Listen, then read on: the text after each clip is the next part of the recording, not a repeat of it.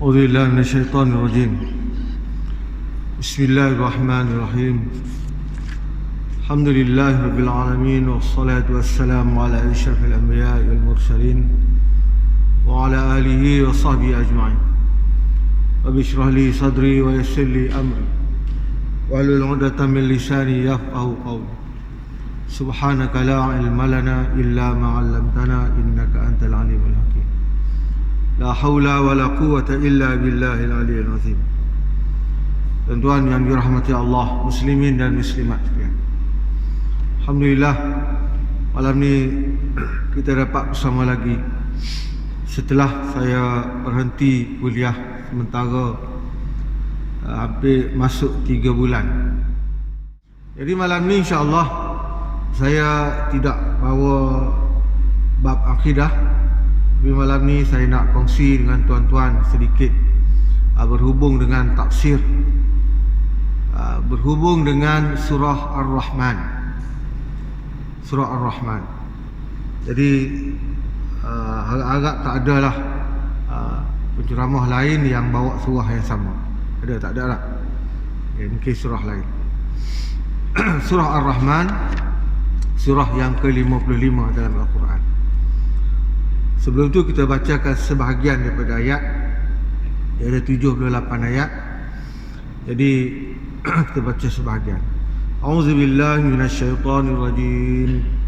Ar-Rahman 'allamal Qur'an, khalaqal insan, 'allamahul bayan, asy-syamsu wal qamaru bihusban, والنجم والشجر يسجدان والسماء رفعها ووضع الميزان ألا تطغوا في الميزان وأقيموا الوزن بالقسط ولا تخسروا الميزان والأرض وضعها للأنام فيها فاكهة والنخل ذات الأكمام والحب ذو العصف والريحان فبأي آلاء ربكما تكذبان. Sadaqallahul azim. Sebahagian daripada ayat yang pertama sehinggalah ayat yang ke-13.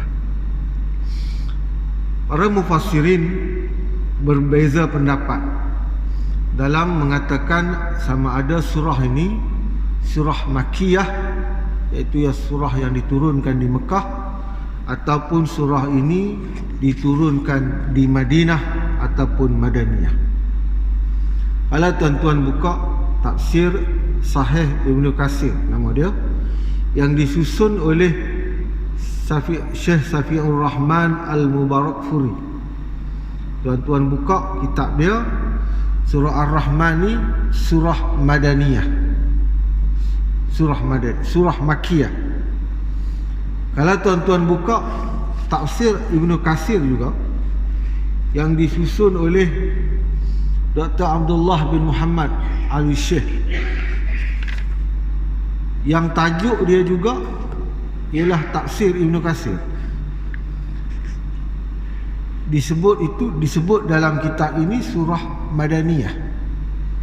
Jadi dua-dua pengulas Ibnu Katsir berbeza pendapat. Kalau tafsir pimpinan Rahman disebut surah ini surah Madaniyah. Jadi pasal apa beza pendapat tu Allahu a'lam. Sebenarnya dia ada kisah. Dia ada kisah ulama yang mengatakan, mufassirin yang mengatakan surah Makkiyah ni dia ada pandangan masing-masing, dan yang mengatakan surah Madaniyah pun dia ada pendapat masing-masing. Yang mengatakan surah Madaniyah, surah ini diturunkan sewaktu Rasulullah telah berada di Madinah. Dia berhubung kait dengan surah, dengan kisah. Dalam perjanjian itu Rasulullah tak dibenarkan masuk Mekah.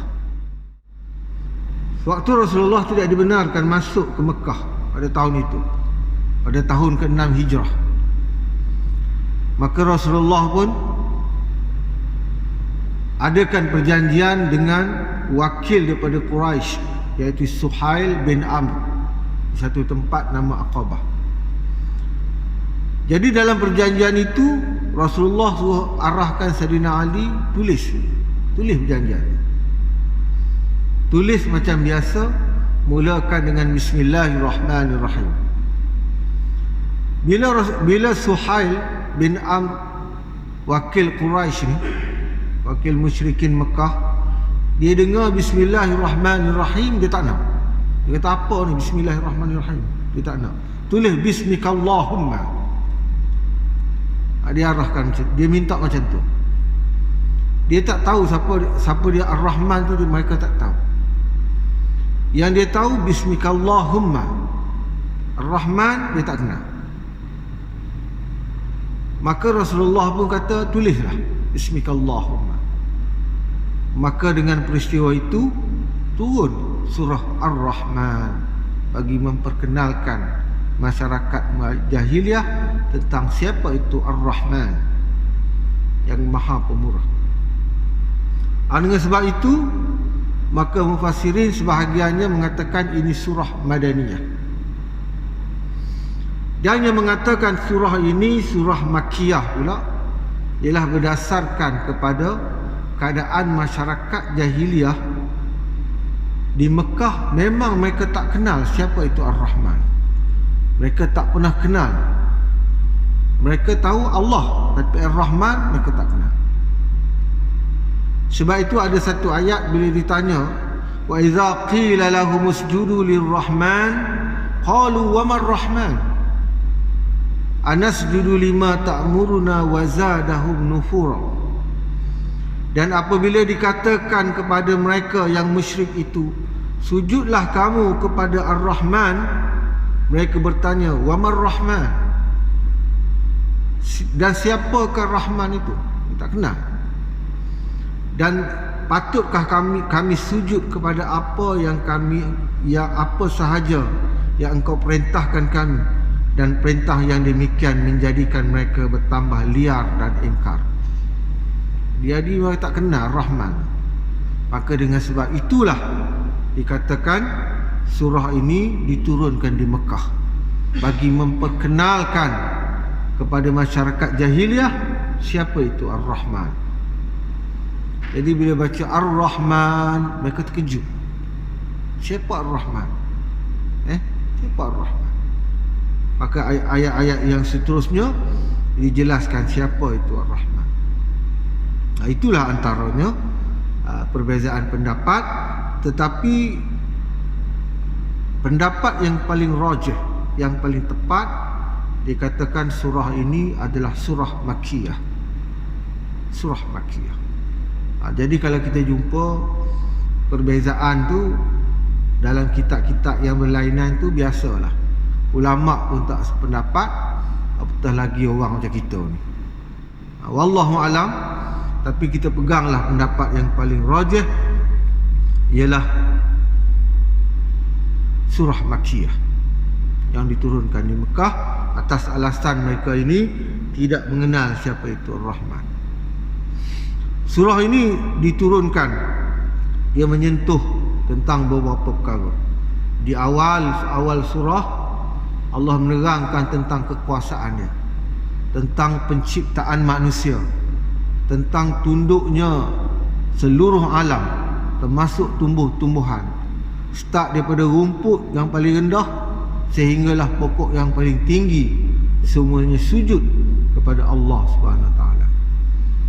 Dan Allah tujukan surah ini kepada manusia, seluruh manusia, khususnya kepada manusia yang namanya manusia, dan juga kepada jin. Sebab itu dalam surah ini dia ada sebut ya ma'syaral jinni wal ins. Direct Allah sebut. Jin pun dia ada tanggungjawab sama macam manusia. Mereka ada masuk neraka, mereka ada masuk syurga. Tuan-tuan pernah dengar tak ungkapan orang kata sebaik-baik jin adalah sebaik-baik jin adalah sejahat-jahat manusia. Pernah dengar ke surah? Pernah dengar ungkapan? Ungkapan tu terang-terang salah. Kalaulah sebaik-baik jin, sejahat-jahat manusia, alamatnya semua jin masuk neraka. Siapa manusia paling jahat atas dunia ni? Kita tak tahu, tapi kita ikut hak dalam Quran, iaitu Fir'aun, Ramses. Hak lebih tepatnya Ramses. Fir'aun ni kata jamak daripada perkataan Fir'a. Kalau bahasa Melayu dia raja, tapi jangan panggil Fir'aun, faham? Boleh pedah itu. Tak boleh. Raja. Jamak dia Fir'aun. Fir'aun tu ramai. Ada yang nama dia Isabella, ada yang nama dia Akhinatun, ada yang namanya Ramses. Dan yang ulama mengatakan yang disebutkan dalam Al-Quran itu adalah Fir'aun yang nama dia Ramses. Ramses II. Dia banyak Fir'aun. Ada juga yang kata Fir'aun beriman pada juga, Allahu'alam. Kita tak tahu. Jadi ungkapan yang mengatakan sebaik-baik jin adalah sejahat-jahat manusia, tak betul. Namrud, Allah sebut masuk neraka, tu lah manusia paling jahat. Kan? Bermakna kalaulah ungkapan itu betul, maka jin semua masuk neraka. Dan ini bertentangan dengan ayat Al-Quran dalam surah Al-Jin. Allah turunkan khas tentang kisah jin. Qul uhiya ilayya annahu istama'a nafarun minal jin faqalu inna sami'na qur'anan ajaba. Kita baca surah Al-Jin. Katakanlah wahai Muhammad, telah diwahyukan kepadaku bahawa sesungguhnya satu rombongan jin telah mendengar lalu Al-Quran yang aku bacakan. Lalu mereka menyampaikan hal itu kepada kaumnya dengan berkata, sesungguhnya kami telah mendengar Al-Quran sebuah kitab yang suci, dan sesungguhnya dan susunannya dan kandungannya sungguh menakjubkan. Itu kata-kata jin. Ada ulama kata jin ni bila sebelum Nabi Muhammad, mereka ni boleh naik ke langit mendengar berita langit, dan jin hak jahat ni dia sampaikan kepada kahin, tok bomo, dukun. Jadi dukun ni pula buat cerita. Jadi bila kelahiran Nabi Muhammad, jin ni dia tak boleh naik ke langit. Mereka akan dilempar dengan tahi-tahi bintang, dipanah. Jadi apabila mereka tak boleh naik ke langit, mereka jadi terkejut. Dia kata mesti ada sesuatu perkara yang besar berlaku dalam dunia yang menyebabkan mereka tak boleh naik. Maka mereka ini pergi ke timur dan barat, utara dan selatan, ke seluruh dunia mencari punca dia. Sampailah ke satu tempat di mana satu tempat itu dinamakan di Nakhlah. Nakhlah ni tempat Rasulullah berhenti selepas Rasulullah dihina di Taif. Lepas Taif, Nabi dibaling dengan batu dan sebagainya. Nabi berhenti di Nakhlah. Nabi berhenti di Nakhlah, Nabi solat, Nabi baca surah Ar-Rahman. Ada pendapat mengatakan Nabi waktu semayang, Nabi baca surah Ar-Rahman, maka jin dengar. Dia kagum dengan Al-Quran. Yahdi ila rusydi fa'amanna bihi walan nusyrika bi rabbina ahada. Kitab yang memberi panduan ke jalan yang betul, lalu kami beriman kepadanya, dan kami tidak sekali-kali akan mempersekutukan sesuatu makhluk dengan Tuhan kami. Ini kata-kata jin setelah mereka mendengar Rasulullah membaca Al-Quran, surah Ar-Rahman. Bermakna kita boleh tolak kata-kata yang menganggap bahawa sebaik-baik jin adalah sejahat-jahat manusia. Totally salah. Mereka ada tanggungjawab. Ulama kata mereka ni zakat pun kena. Zakat pun dia kena. Cuma ulama tak tahu macam mana zakat ternakan mereka. Macam mana ternakan alam jin, wallahu a'lam. Kita tak tahu. Ada juga satu kisah, kita belum masuk lagi ayat ni secara detail, secara umum saja ayat ni. Ada satu riwayat mengatakan daripada Jabir, ia bercerita Rasulullah pernah keluar menemui para sahabatnya. Lalu beliau membacakan kepada mereka surah Ar-Rahman dari awal sampailah akhir. Rasulullah baca surah Ar-Rahman daripada Ar-Rahman sampailah tabarakasmu rabbika dzil jalali wal ikram, ayat yang terakhir. Sahabat dengar, sahabat diam, tak ada respon apa-apa. Dengar. Lalu bila sahabat diam, Rasulullah pun bersabda, laqad qara'tuha 'alal jin lailatal jin fakanu ahsana marduda minkum kunta kullama ataitu ala qawlihi fabi ayyi ala'i rabbikuma tukazziban qalu wala bi syai'in min ni'amika rabbana nukazzibu falakal hamd. Apa maksud dia? Sesungguhnya aku telah membacakannya kepada jin pada malam beliau berdakwah kepada jin. Rasulullah baca surah ni di depan jin pada malam waktu Allah berdakwah. Dan mereka lebih baik responnya daripada kalian. Rasulullah kata respon jin lebih baik daripada respon manusia bila dengar surah ni. Hak depan saya ni manusia berlaku, ada jin tu Allahu'alam, tapi respon dia lebih baik. Bila saja Rasulullah baca fabi ayyi ala'i rabbikuma tukazziban, maka nikmat Rabb Tuhanmu yang manakah yang kamu dustakan. Bila sampai je pada bacaan itu, mereka mengatakan wala bi syai'in min ni'amika rabbana nukazzibu falakal hamd.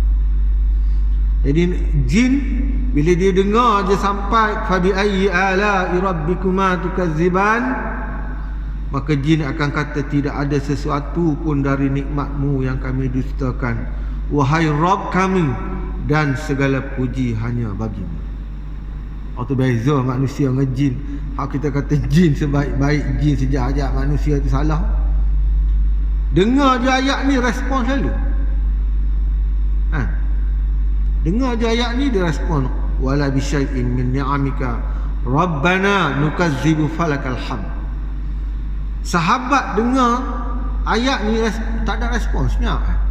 Dengar, nak tunggu je Rasulullah nak terang tentang apa. Lalu Rasulullah terangkan. Jin mereka lebih baik. Jadi kita manusia ni bolehlah kalau nak amalkan surah apabila sampai saja ayat fabi ayyi ala'i rabbikuma tukazziban, maka kita pun baca wala bi syai'in min ni'amika rabbana nukazzibu falakal hamd. Kita boleh amal. Panjang sikit lah. Macam setengah orang dia baca, bila kita baca ayat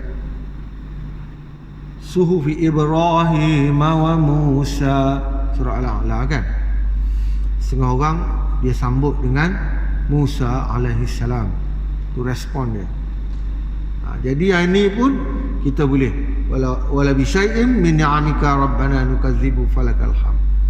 Kalau tak boleh juga, faham ikut Melayu, tak ada satu pun Tuhan kami ya Allah yang nikmatmu yang kami dustakan, segala puji hanya bagimu. Itu dua perkara tadi. Surah ni saya pernah cabarlah pelajar saya suruh hafal. Saya cabar dua surah, surah Al-Mulk dengan surah Ar-Rahman. Saya bagi masa setahun. Surah Al-Mulk setahun, surah Ar-Rahman setahun. Kenapa saya bagi setahun? Sebab saya hafal surah ni pun setahun makannya masa dia. Punyalah payah nak ingat susunannya kan? Sebab ada pengulangan 31 kali. Fabi ayyi ala'i rabbikuma tukazziban. 31 kali.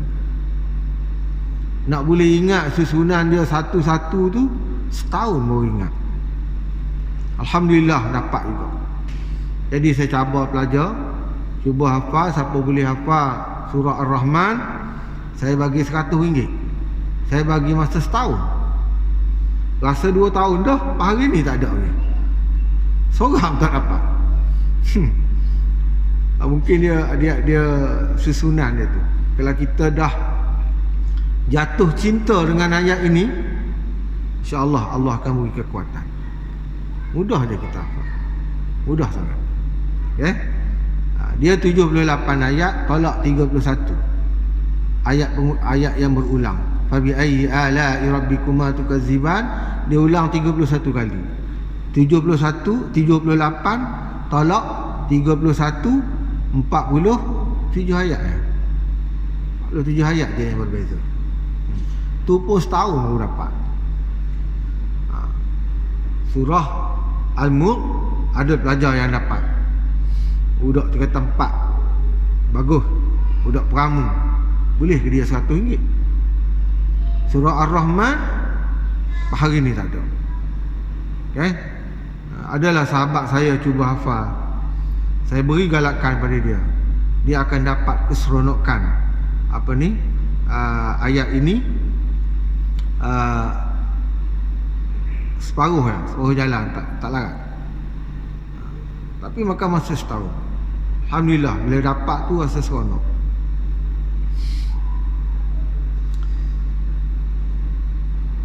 Surah ini juga disebut sebagai pasangan. Dia semua benda, makhluk dalam dunia ni dia ada pasangan dia. Ada lelaki, ada perempuan. Ada charge positif, ada charge negatif. Dan pasangan bagi surah Al-Quran ialah surah Ar-Rahman. Ada yang sebut pengantin Al-Quran, ada yang sebut pasangan Al-Quran, ialah surah Ar-Rahman.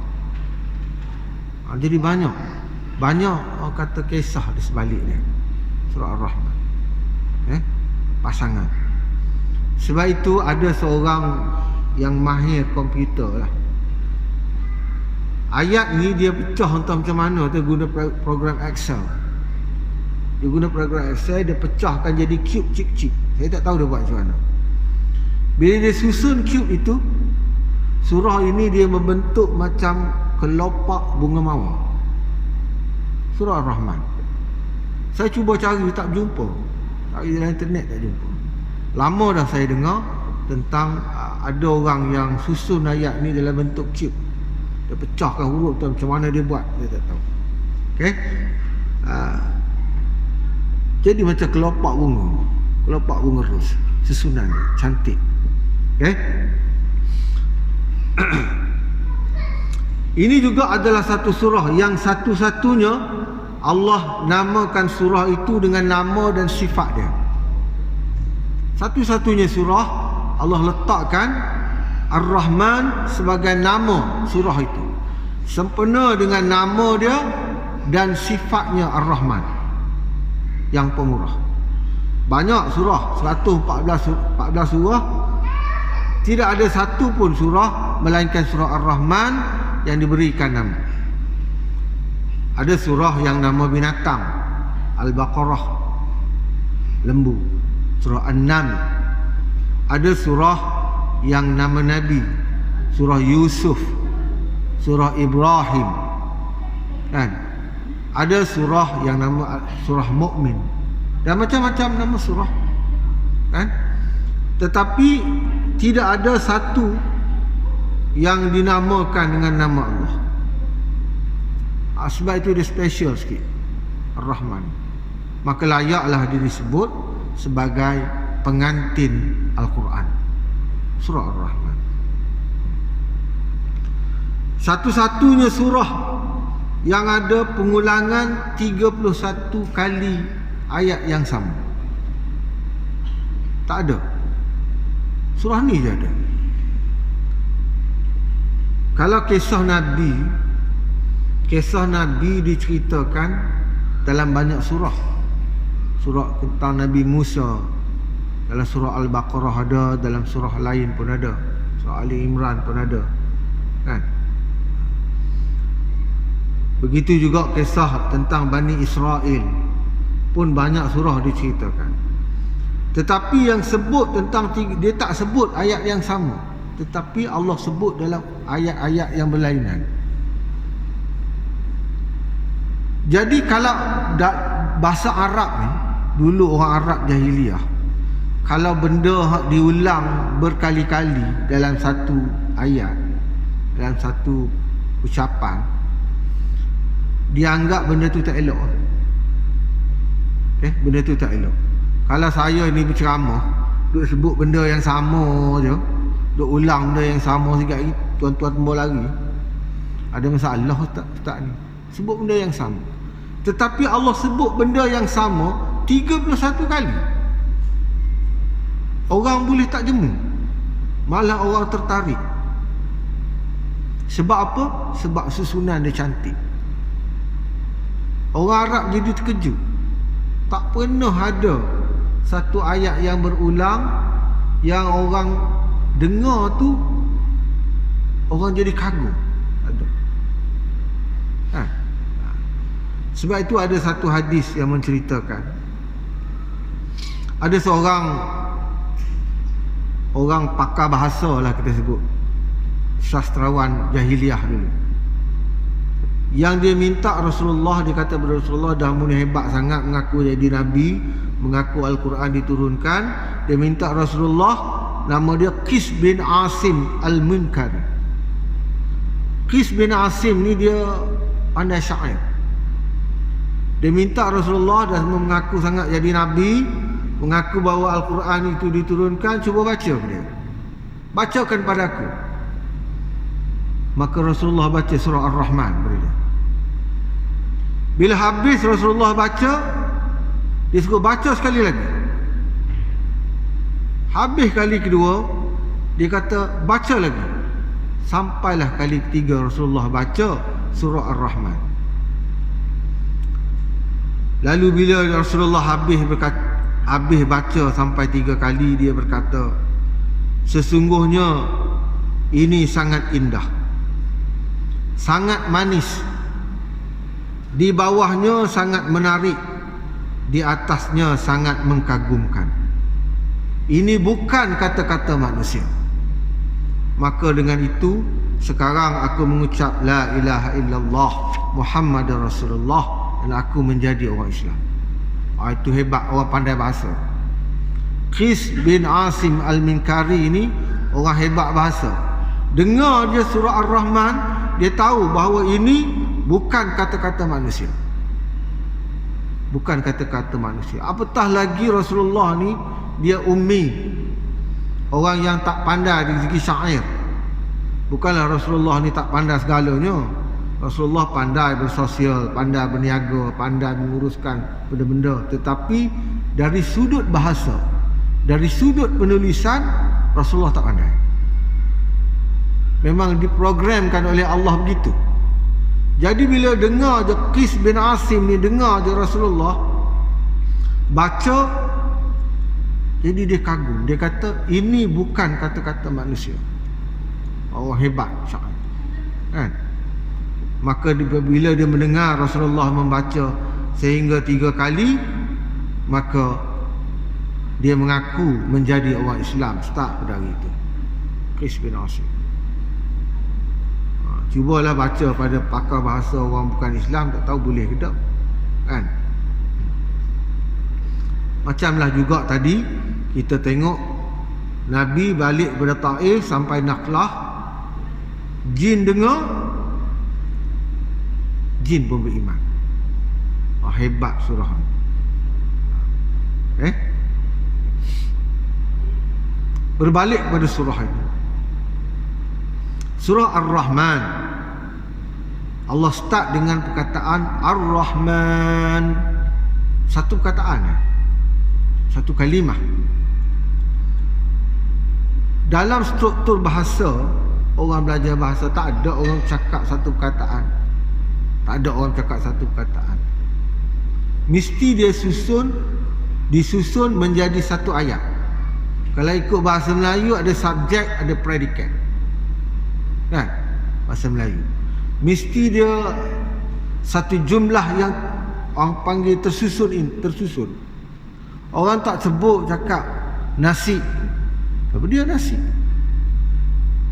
Orang akan sebut saya nak makan nasi. Kan? Baru orang faham dia nak makan nasi. Dia tersusun ayat tu. Tapi kalau sebut nasi saja, apa dia nasi? Jadi orang tak tahu. Dan ayat tu pula mesti tersusun.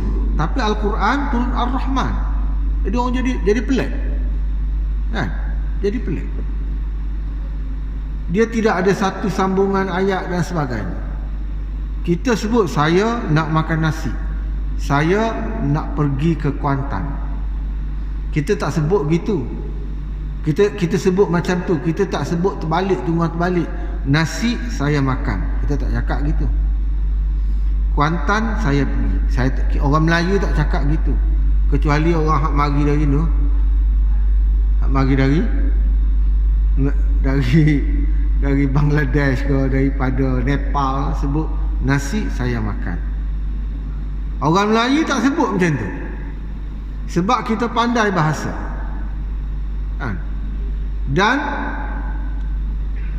tidak ada juga orang bercakap, setengah ulama juga mengatakan ada juga satu keadaan orang bercakap satu perkataan, iaitu dalam keadaan dia terkejut. Dia terkejut, dia sebut satu perkataan. Mak rempik, tengah sedap-sedap merempik tu, adalah orang suruh orang jerit, polis! Bau lagi. Dia tak tanya dah mana polis, pangkat gapo mari. Dia tak tanya dah, sebut polis, bau lagi sekali. Tengah sedap-sedap isyak dadah, jerit polis, bau lagi. Dia langgar habis. Kan? Hutang rimba, duri ke, dia lari habis. Sebab dia terkejut. Satu perkataan ni. Jadi itulah ulama mengatakan, bila sebut Ar-Rahman, antara tujuan Allah keluarkan, Allah turunkan satu perkataan adalah untuk memberi kejutan. Nak bagi orang terkejut, orang Arab terkejut, yang mengaku mereka ni mahir bahasa, bila dengar satu perkataan mereka terkejut. Ar-Rahman, siapa tu hak pemurah? Mereka terkejut sebab tidak pernah ada di dalam syair-syair mereka sebelum ini, iaitu orang yang bercakap dengan satu perkataan. Tak ada. Jadi ulama mengatakan ini adalah surah untuk mengejutkan orang-orang Arab jahiliyah yang mana mereka itu tidak mengenal Ar-Rahman. Tak kenal. Okey? Begitulah juga surah-surah yang lain yang bermula dengan huruf-huruf muqatta'ah. Alif lam mim, alif lam ra, yasin. Sebelum itu tak pernah ada. Jadi mereka tak tahu. Sehinggalah orang hari ini nak terjemah alif lam mim tak erti. Pak kata Allahu a'lam bi murad. Maksudnya Allah yang mengetahui maksud dia. Tu yang boleh terjemah. Tapi Ar-Rahman, dia datang dengan yang maha pemurah. Jadi orang Arab terkejut, siapa itu yang pemurah? Mereka tak kenal pemurah. Jadi bila dibacakan ayat-ayat yang berikutnya, bahawa Allah menjelaskan siapa itu diri dia yang maha pemurah. Tuan-tuan kalau baca satu buku, nama dia Asmaul Husna, yang ditulis oleh Tuan Guru Nik Abdul Aziz, almarhum Tuan Guru Nik Abdul Aziz. Tajuk buku tu Dengan Namamu Aku Hidup. Buku ni diterbitkan banyak kali dah. Okay? Tuan-tuan cari di kedai-kedai buku banyak. Di Kuantan Prik pun ada. Di kedai yang Batu Tiga pun ada. Wallahu alam lah. Jadi saya rasa saya berhenti dululah. Sebab kalau saya teruskan nanti dia tergantung. Huraiannya jadi tergantung. Sebab dia surah ini Kalau kita dengar kuliah orang yang menghuraikan surah ini, biasanya dia akan baca sekaligus ayat 1 hingga 13 dengan permulaan fabi ayyi ala'i rabbikuma tukadziban, kemudian barulah masuk pada ayat-ayat yang lain. Jadi saya rasa wajar saya berhenti situ supaya huraiannya nanti tidaklah tergantung. Maka perjumpaan akan datang nanti, kita akan masuk detail tentang kalimah demi kalimah serta maksud yang terkandung di dalam surah Ar-Rahman ayat 1 hingga 13. Wabillahi taufiq wa hidayah. Assalamualaikum warahmatullahi wabarakatuh. Allahu a'lam.